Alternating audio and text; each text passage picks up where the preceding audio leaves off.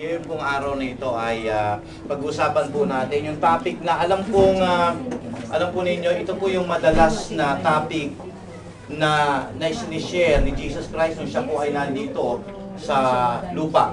Actually mga kapatid, para po malaman ng bawat isa, ang ating pong nandito pa lang mami ko, praise God, no? Dumating na ang mami ko. Okay. Sige mami, you can now take your seat. Okay? Hallelujah. Pati ang aking aming bunso. Purihin ang Panginoon. At gusto ko lang maunawaan po natin mga kapatid ngayong araw nito. Pag-usapan po natin yung topic na actually madalas maging topic ng ating Panginoon Jesucristo nung siya po'y nandito sa lupa. Okay? At alam po ba ninyo kung ano yung topic na madalas pinapahuwatig ng ating Panginoon Jesucristo kung nandito po siya sa ibabaw ng lupa? Alam po ninyo kung ano yun? Ang topic ng impyerno. Well, actually, siguro po na magugulat kayo, pero sa totoo lang po, mas madalas pong explain ng ating Panginoong Jesucristo ang impyerno kaysa sa langit. Actually, mga kapatid, halos kalahati ng lahat ng parable ng ating Panginoon Jesucristo ay puro patungkol sa impyerno at saka sa eternal judgment. Ang tungkol po sa langit, kakapurit lamang po ang mga bagay na ibinigay sa ating information ng ating Panginoong Jesucristo tungkol sa langit. Pero pagdating po sa impyerno, saksakan ng dami. Actually, sabi po ng salita ng Diyos, almost 13% ng teaching ng ating Panginoong Jesucristo ay puro patungkol sa impyerno. Alam po niyo kung bakit? Sapagkat ayaw ng Panginoon ng mga tao ay mapunta sa impyerno. Hindi po layunin ng Diyos ng tao ay mapunta sa impyerno. Alam po niyo kung bakit? Sapagkat ang impyerno po ay ginawa ng Diyos hindi para sa tao, kung hindi para kay Satanas at sa kanyang lahat ng mga alipores. It is designed for the devil and all his fallen angels. At yun po, makikita po ninyo sa Matthew chapter 25 verse 41, kung kayo po yung mga nagsusulat, makikita po ninyo ron na sinabi ng ating Panginoon Jesucristo, ang impyerno ay ginawa para sa mga demonyo.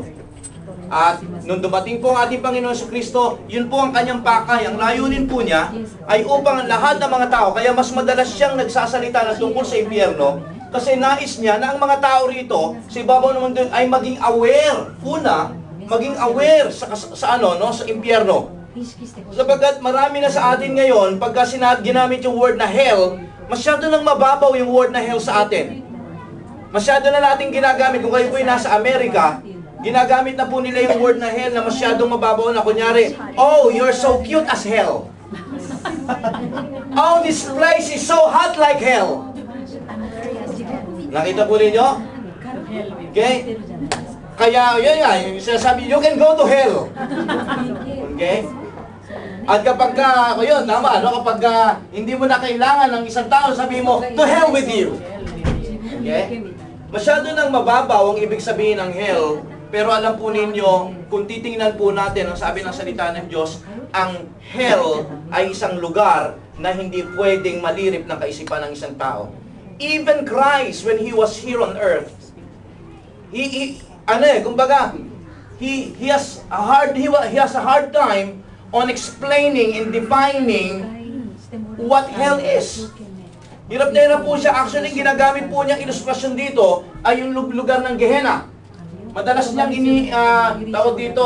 ini-illustrate yung kasi ganun po ang ating Panginoon Jesucristo para mag-grasp ng kanyang listeners kung ano yung ibig niya sabihin. Pagka lalo na't mahirap explain, gumagamit po siya ng illustration. At ang ginagamit niya madalas yung Gehenna. Alam po niyo yung Gehenna? Ang Gehenna ay lugar po sa labas ng kaharian ng Jerusalem. Ito po yung kumbaga makikita natin ngayon yung Smoky Mountain. Subalit higit pa ito sa Smoky Mountain. Dahil lahat po ng nandito ay puro basura, mga naagnas at minsan mga patay na tao dito na rin tinatapon, mga dumi ng hayop, mga dumi ng tao dito rin tinatapon at dito sinusunog.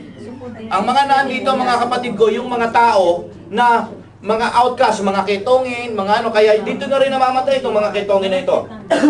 Kaya po yung lugar ng Gehenna ay lugar na napakarumi, napakabaho. dahil nga nandun lahat ng mga nabubulok, katawan ng tao, dumi ng hayop, at lahat, makikita po natin na yung lugar na yon ay puro uod, at maraming mga bagay na talagang hindi malirip ng kaisipan ng tao na nakakadiri ang lugar ng Gehenna.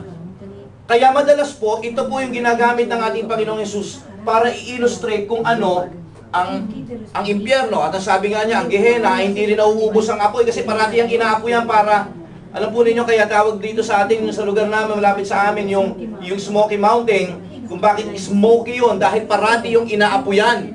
Kinakailangan para ma-recycle yung dumi.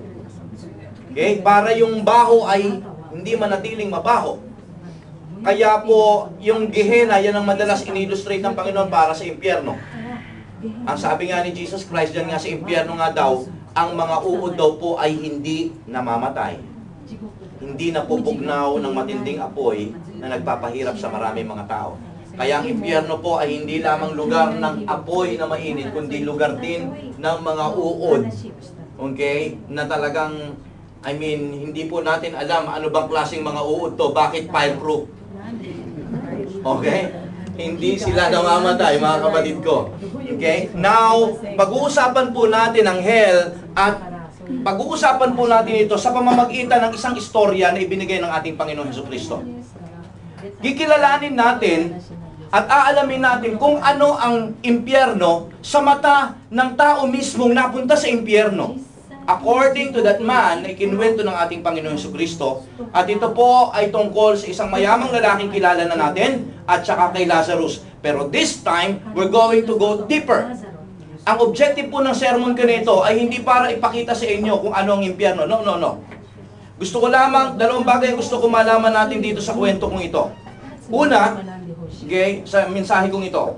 Una ay para maunawaan natin kung gaano kahirap sa impyerno ayon doon sa mayamang lalaking napunta doon sa impyerno.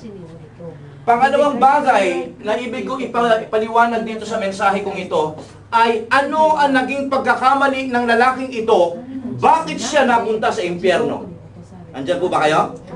Tandaan po natin ang impyerno, mga kapatid ko, ay hindi isang bagay na pauso lamang. Ang impyerno po ay isang bagay na may katotohanan, kaya po ito'y madalas kinikwento ng ating Panginoon Jesucristo to give us a warning, to warn the people that this place is very true. Huwag kayong baliwala sa iba na nakatang-isip lamang po ang impyerno. Ang impyerno po ay hindi katang-isip.